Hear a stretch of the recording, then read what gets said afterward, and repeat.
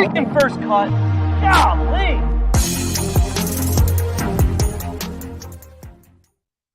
Welcome to the First Cut Podcast. I'm Rick Gehman, and this is your round 2 recap for this week's Mexico Open. Joining me to break it all down, Kyle Porter is here. KP, hello. Welcome. Yeah. Hello, Rick. You got a haircut? Thank you. Yes. My kids and I watched the draft last night. Were you pleased with who your Eagles got? I am under the impression, if you listen to Eagles fans, which are certainly reliable narrators, that for sure we got the 2 best players in the draft. Oh, okay. Wow. Now, I don't know how that's possible. I don't know how the guy who goes 9th overall is the best player in the draft, but I'm being told that he is. That kind of goes against common sense, but I'm told I should be very excited about it. Well, my sons were very concerned because who was the 9th pick? Jalen Carter from Georgia, right? Yes. Yeah. So they were really concerned because Roger Goodell, who makes a lot of money to announce draft picks, which, by the way, the draft it's a very normal sport thing. Like, you're basically getting up there. I was ranting about this to my friends this morning. You're getting up there and you're announcing, I have chosen a place of employment. And everybody, like, can you imagine that? If no, it's not even that. That's like when kids say what college they're going to. That's like saying, I chose a place of employment. This is like saying, we've chosen your place of employment. It's absurd. It would be like you hiring somebody at rickrungood.com to do all the data stuff, to do all the Sunday night stuff that with the names that you don't want to do, like Matt Fitzpatrick and Matthew Fitzpatrick, and us holding a like putting up a tent outside your home and gathering people and them giving this man or woman a standing ovation after you hired them. How absurd would that be? It's insane. We talk about this all the time, and I think I mentioned it to Mark last night, just like what the NFL has been able to create buzz about all year long, 365. Yeah. Anyway, my boys were very concerned that that Jalen Hurts is no longer going to be number 1 because Roger Goodell gave Jalen Carter a number 1 jersey. They're like, Dad, did Jalen Hurts change that? Because we got my youngest son, a Jalen Hurts jersey for Christmas. That's what he wanted. And they're like, is he a different number now? I was like, no, listen, like, first of all, offensive tackles, I don't think they're allowed to be number 1, right? They did just change the rules, but I don't think they're that flexible. And then 2, it's just, that's just what you get. I think if you're a first round pick, right, you just get a 1. Yeah, I mean, I think everybody, like, if you're present, you get a 1, right? Like, it's just like it's just very ceremonial. Yeah. I was wondering about that. Do they print? I know how. Okay, tell me. I want to know. A Michigan-based company has been doing it for the last 12 years, where they, right behind the stage, they have a heat press. Okay. And so they only do it obviously for the players who are present. So I think this year there were 24 players that were invited and present or something like that. So they have 24 names, but every possible team, all 32 teams, with all the fonts. So it's like 500 and something different combinations that you could possibly have. And then as soon as the pick is in, they have 60 seconds to grab the team jersey. Well, they know what team it is because they know whatever. Well, but what about a trade? So there's a huge rack of jerseys, and they are grabbing blank jersey. Go to the player's name, grab the nameplate for that player, put it there. The heat press takes 15 seconds, so they put it down, hold it down for 15 seconds. They peel the backing off of it, hand it to the runner who takes it out to Roger Goodell. All within 30 seconds. That's intense. That has to be one of the most stressful jobs in all of sports. They acted like it was nothing because every year they have to like get the bid again. So they're like, oh, we've got this down to a science. It's for sure. No problem. And they're like frantically running around like crazy people. Yeah. Well, they're like that's even crazier than I thought it was. So when you say different fonts, are there different nameplate fonts for different teams? All of them are different. Yeah. They all have, I guess maybe there's some are similar, but they're not all just like block letters. You know, the Jacksonville Jaguars have a very unique font. That's going to be much different than like an old school New York Giants font. And every nameplate needs, it can't just be generic. It has to match the team's font. Interesting. I didn't know that. I didn't know any of that. This is a great like history lesson with Rick Gehman. Yeah. Speaking of lessons from Rick Gehman, you were just giving me this theory that you have. I promise we'll get to Finau and Rahm, but yeah, they're still playing. You're not missing anything. We'll get to yeah. Yeah. Okay. I mean, the coverage is actually still on because I think they're going to go until Rahm finishes. But we were talking about the trials and tribulations of GPS systems in cars.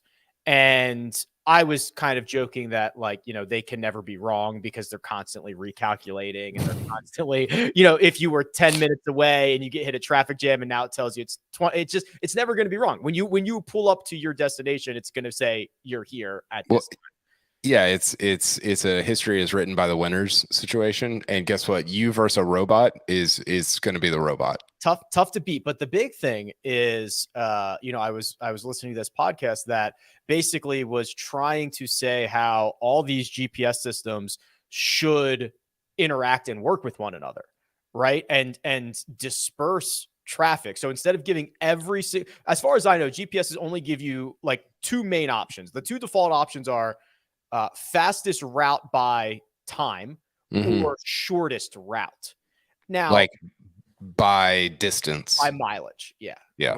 Now, within those two default routes, there are likely 3, 4, 5 routes for each of those that are within a minute, 2 minutes, something very, very small. So the idea would be that the GPSs would work together, and when someone punches in a destination and it knows you're using these routes, to basically spread everybody out so that it cuts down on traffic for everyone.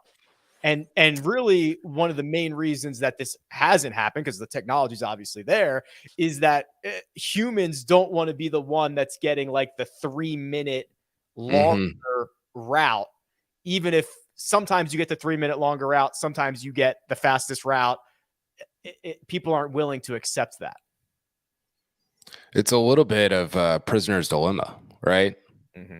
You've heard of prisoner's dilemma, where you're both faced with a choice, but you don't know what the other person's choosing. Right. And if you choose the same thing, good for both of you or whatever. But if one and one of you chooses the other, not so great. You're both, it's very messy. It's probably not like the perfect analogy, but so people use different GPS systems though, right? So like would Google Maps be able to communicate with Waze, so for that example? would be the ideal situation, but even within Google Maps, think about how many millions of people are using Google Maps at all times, right? And in any major city, how many tens of thousands of people are using it at the same time. That should be that alone should be enough to kind of help spread people out. But apparently they've tried this. They have done a bunch of focus groups, and it is not received as well as one would think it is. That's really interesting. It's a brilliant idea. Traffic is so weird though, because where I live in Dallas, for example, the main highway that everybody gets on, it's only like really compacted for 2 hours of the day, right? So it's almost like something like that it would help, but it wouldn't really like solve the entire issue, because everybody's like that something like that would be more helpful if it was like pretty like fairly packed over a long period of time instead of really packed over a short period of time. So the other thing would be what I actually think is it would be if we got employers and corporations. So again, I'm sure here we go. This will go really well For sure. to stagger start times for people, right? Like so we can't have everyone working 9 to 5, right? And not everyone does, but let's say that's the biggest chunk of people, because now everyone is using those highways, those routes at the same time. But if you had a third of people or a quarter of people who started at 7, worked 7 to 3, and then 8 to 4, and then 9 to 5, and then 10 to 6, now you are not only spreading out traffic, but you're spreading out the need to use these routes. Yeah. I'm sure CEOs will be like fired up about the loss of productivity throughout the day. Yeah, because when it comes out that the report is like, oh, those that start at 10 are way less productive. Yeah. Yeah. But then you could yeah. That wouldn't get that would go worse than the map thing. Yeah, because you're like, okay, well now this month you work 10 to 6, now you're 7 to 3. Also, please readjust all your like childcare things. Yeah, right. Yeah. If you've got other stuff you got to take care. I mean, why do people what the majority of people should not have to go into the office? For sure. Like, I don't know what percentage, I'm sure it's a massive number of people who could get done just as much, if not more, from home. But again, we're raging against the machine. These corporations have paid too much in leases or in office space that they cannot go to the board and say, yeah, we spend $5 million a month on office space that no one uses. Yeah. No, you're right. A sick business that one of my friends almost started right before the pandemic, not knowing the pandemic was coming, was almost like a prefab backyard office business where he like stood up these backyard offices for people that, because he worked from home, I worked from home, we both had backyard office. I was not involved in the business, but I was like, oh, this is a pretty like cool idea. He ended up not doing it, and then the pandemic hit, and I was like, "Oh, he would have made $1 billion." Yeah, he'd be. I mean, right now. Yeah, he would have made as much money as he could like hire people to build these things. Anyway, I don't know how we should talk about Tony Finau. So, Mexico, the Mexico Open round 2 is nearing its completion, and Tony Finau, Hunky Tony, picked up on Friday morning, right where he left off on Thursday afternoon. Out in 31, 5 birdies, no bogeys, and he tacked on 3 more birdies on his inward 9. Just one blemish on the card. That was at the par 4 8th, and a 7 under 64 to take what will almost certainly be the 36-hole lead. Yeah, it will be the 36-hole lead, because the only player still on the course that that's even within 4 of him is Erik Cole, who has 1 hole left. So not likely. Yeah, probably not going to happen. Yeah, I mean, this is.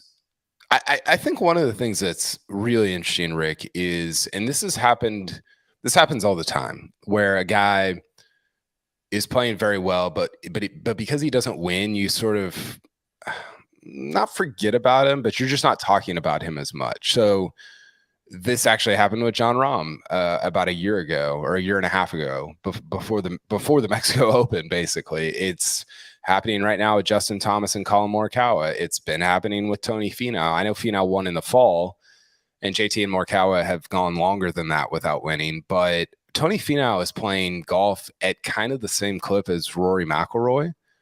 And we spend a lot of oxygen talking about Rory, right? Deservedly so. And we spend not very much oxygen talking about Tony Finau.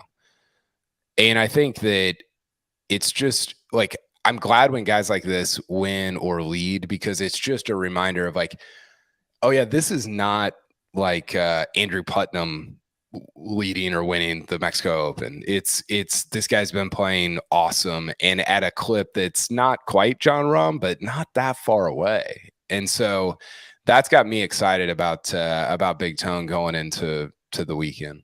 Yeah, and obviously this is a place he seems to fancy. He had the runner-up finish here last year. He's obviously front running with 36 holes to go. And if he were, obviously lots of golf to be played and lots of people behind him, but he would pile up 1, 2, 3, 4 wins in his last like 16 starts or so, something like that, maybe 20 starts. Yeah, it's pretty crazy, especially given how little he won at the beginning. Okay, so I've got this on Data Golf right now. So the last 6 months, Jon Rahm, three strokes gained per round, which is sick. That's disgusting. Finau is at 2.2, which is like, I mean, that's like a top 5 player in the world. Right. That's like the best player in the world. The next closest guy, how about this? The next closest guy is Wyndham Clark. This is the last 6 months of play. So all of this year going into the end of last year. The next closest guy is Wyndham Clark at 1.5. So remember, Rahm's at 3, Finau's at 2.2, Wyndham Clark at 1.5. The fourth guy on here, Alex Noren at 0.9. So Finau is more than doubling the strokes gained per round of the fourth best guy in this field, which kind of, it just gives you a better, it gives you better context for how well he's been playing. Yeah, I like that a lot. Well, he's at 13 under par thanks to a Thursday 65, a Friday 64, and he will have a lot of time because it'll be a late Saturday tee time for Tony Finau, likely playing with Erik van Rooyen, who got out early on Friday, shot at 66 after his opening round, 64. He had 2 bogeys offset by, what would that be? 7 birdies, including 1 on his final hole of the day, number 9, the par 3. We were starting to see a little bit of a trend from EVR where after 2023, he started to play a little bit better because he was very much in a horrible slump to end last year. Yeah, he was. I'm trying to find what his results have been so far this year. He started off the year. He finished T6 at the American Express, missed a couple of cuts. He made the cut in Phoenix. He finished 32nd at Puerto Rico. Then he finished T10 at Valspar, and he had a great ball striking week there. Missed a couple of cuts. Played the Zurich last week, made the cut, and now we got this. But before that, it was like, I mean, he missed like 7 straight cuts last summer. Yeah, and like the cuts that he did make, he wasn't finishing in the top 20. Right. I mean, he has, what is that, 1, 2, 3, so like 10 tournaments in a row where he lost strokes to the field, including on the European tour. Yeah.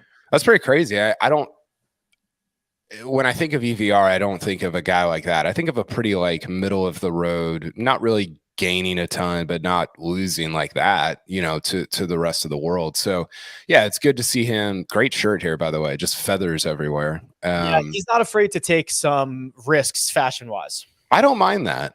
No. I mean, this shirt I don't necessarily love, but I don't mind his risks. Like people give him crap about the joggers and all that stuff. Am I going to wear it? Would I look good in it? Probably not, but I don't mind it. Yeah, if I looked like EVR, I'd wear the joggers and I'd wear that shirt too. Now, is this picture from today, Josh? Or does he still have the mustache? He's a very handsome man. This might be from today.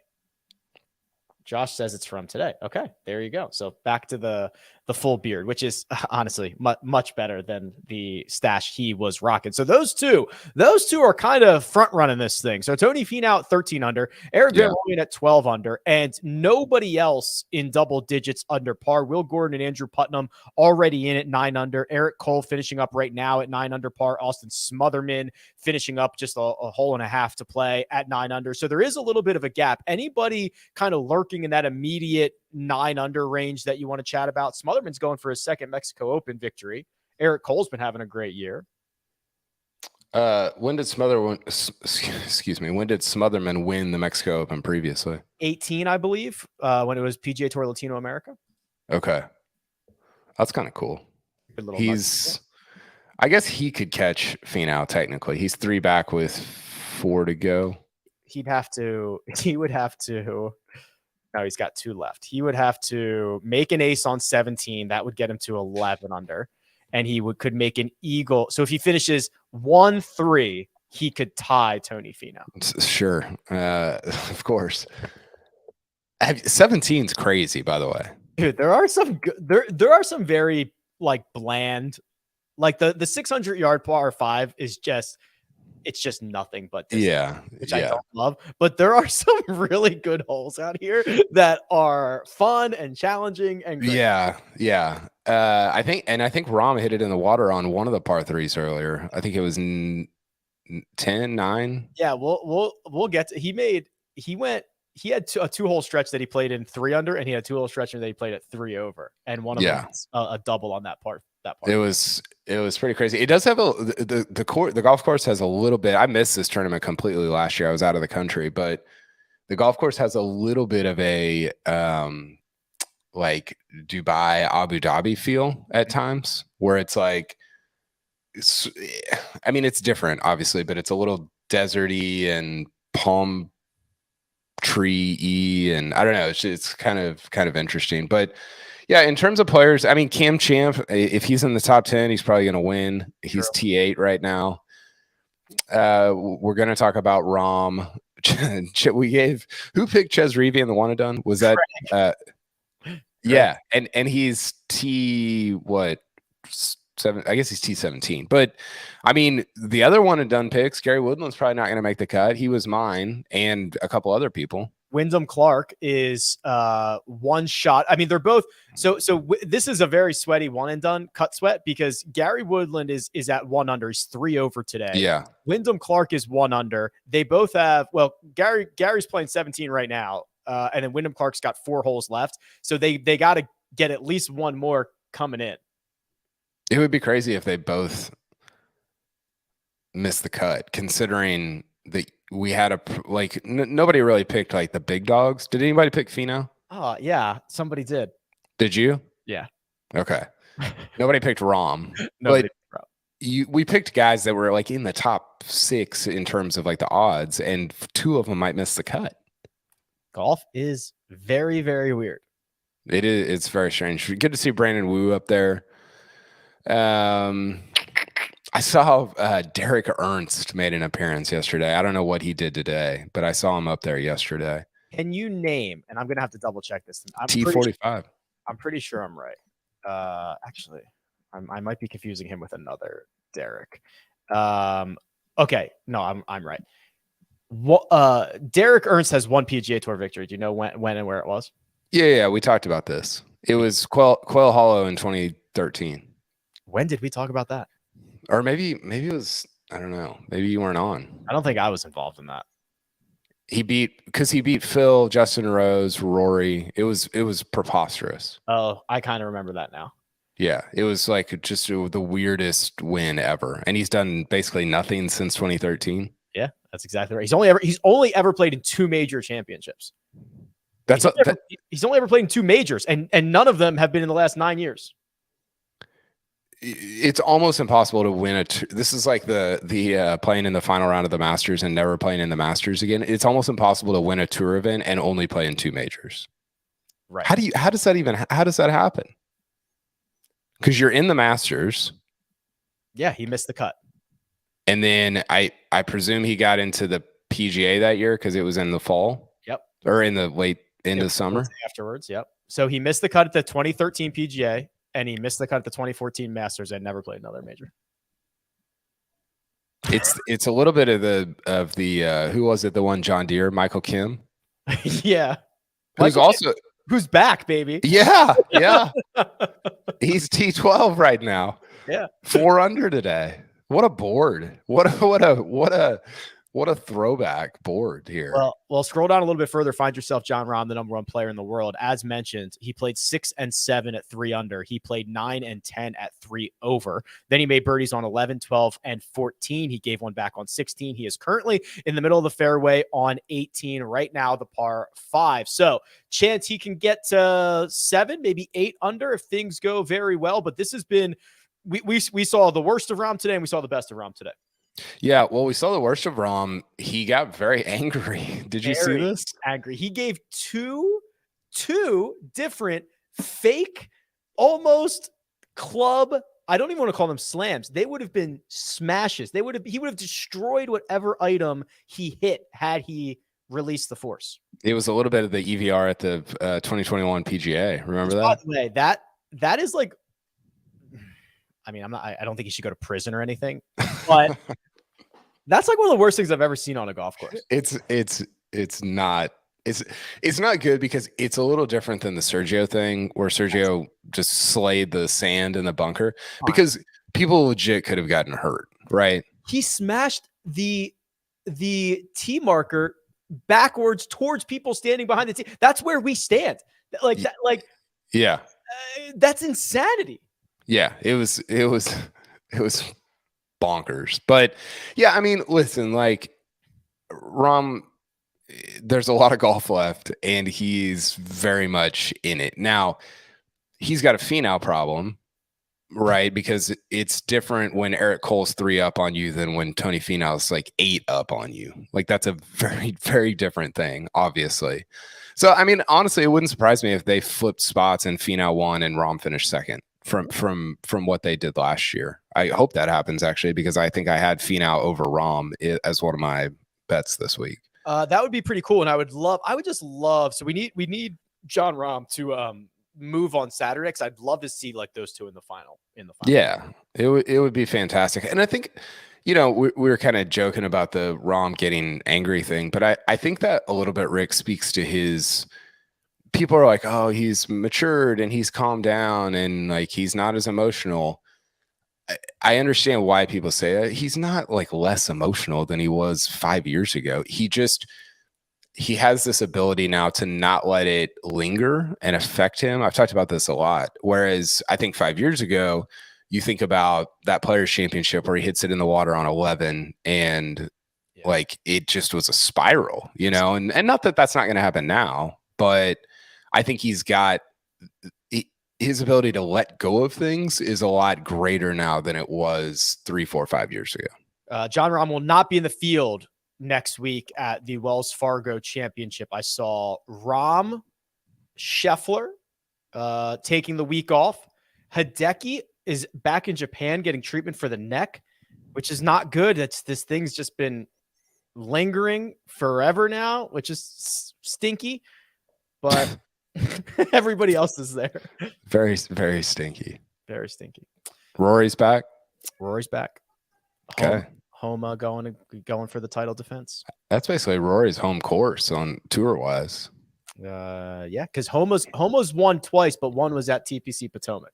Yeah, he's got to be. You've told me this before, and can't remember, but in terms of player core, like a player course relationship on regular tour events, so not Augusta, not US Open court, whatever. Yeah, Rory at Quail Hollow has to be pretty close to like most strokes gained ever. Yeah, I'll run it again this week, but yeah, it's like Rory there. It was like DJ and Jordan Spieth at Pebble. Yep, Hideki at Phoenix, although that's probably dropped off a little bit. Probably, I think there's another Rory one as well. Might be East Lake, although I guess not like a regular tour event. But yeah, it is very much. And then there's one random one. It's like Charlie Hoffman at TPC San Antonio or something like that. Sure. Who could forget? I bet Rahm is pretty nasty at Torrey. I feel like he always plays well there. That's another one as well. Yeah, I'll run him again and tweet him out or something. All right. We are going to look at our options for the weekend and see if we can figure out who's going to win this thing. But first, we're going to take a quick break and hear a word from our partners. Get breaking news. Big news coming out of the NFL today. Highlights and instant reactions. The largest final round comeback in tour championship history. We're down to the final four. I just want to take time to analyze greatness. Talk winners and losers with a guy who's already a big winner. CBS Sports HQ. It's all sports all day long. And we're back. Gary Woodland has a 5-footer for par on 17 that if he would need to make eagle on 18. So I don't know about you, but he made it. I was going to say I do not trust Gary Woodland over 5-foot putts, but he just needs to birdie the par 5 18th. He needs to birdie 18, which is the basically tied for the easiest hole on the golf course with 7. They're both playing a half shot under par. So yes, I need it. he needs to birdie 18 and he will make the cut. Because the cut is 99% going to stay at 2. Yes, that is correct. Okay. So Wyndham Clark is like probably going to make it also. Yeah, so he's got an 11-foot birdie putt on 15. He'll have to get through 16 and 17, but he'll have 18 as well. I think he's probably, I don't think he's like a huge favorite, but I think he's a favorite to make the cut. He's playing well today. He's 3 under. I mean, yesterday was like the worst round he's had in quite some time. Yeah, that was weird.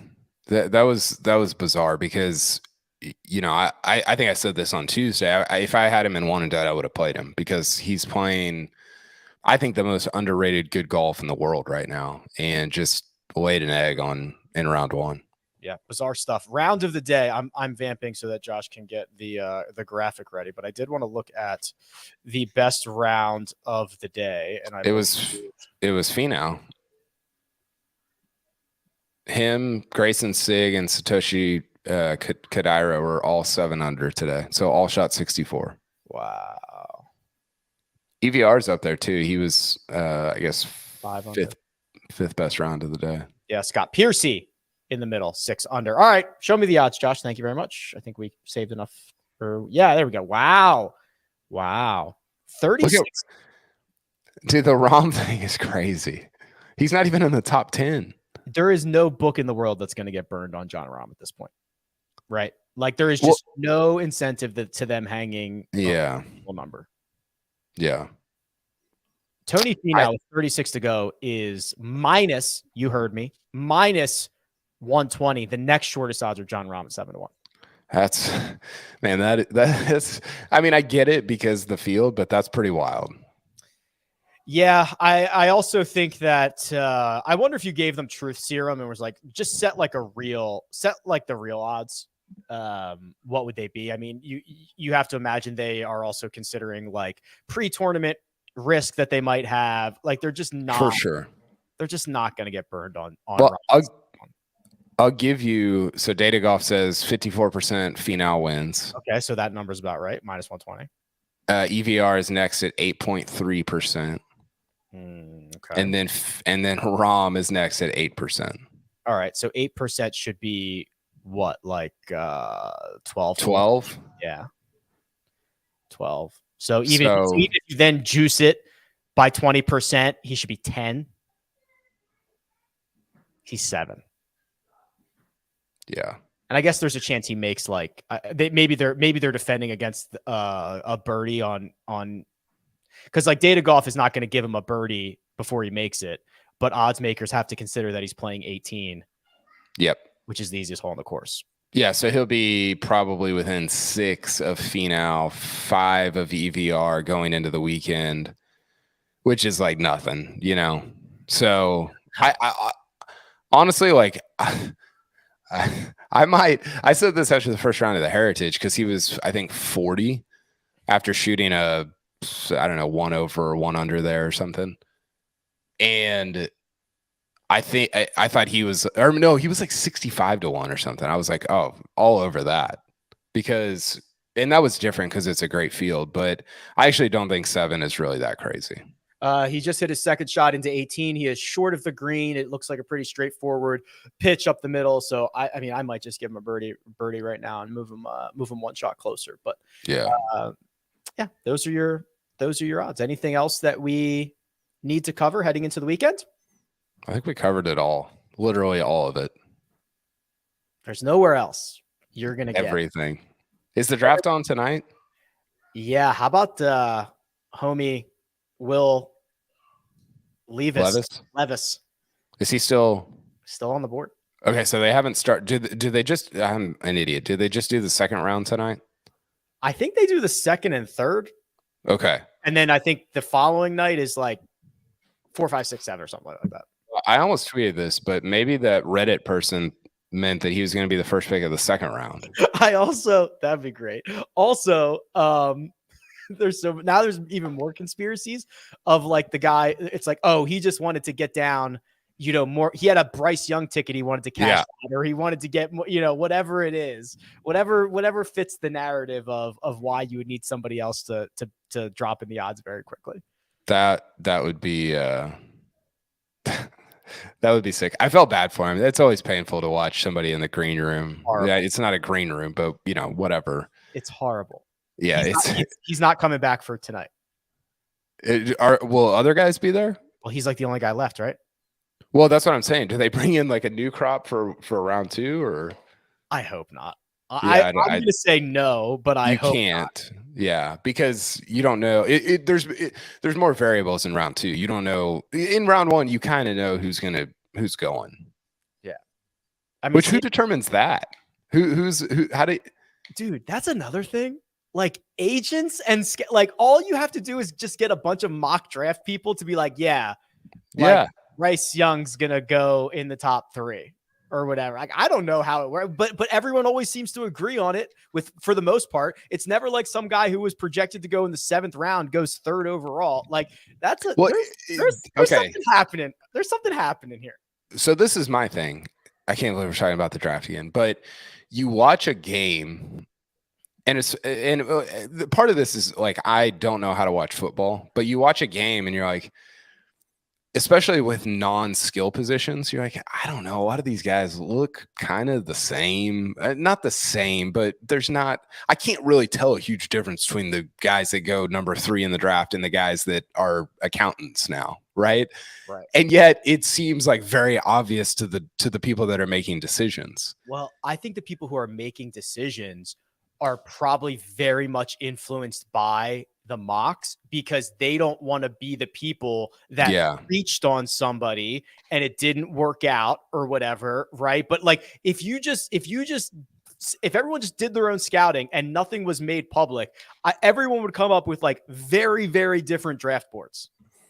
Well, and you think about how much influence coaches and even media have over. So for example, if somebody gets voted as an All-American or All Big Ten or All Pac-12 or whatever, all of a sudden it's like, oh, well, that guy must be good because he was an All-American. Well, who determined that?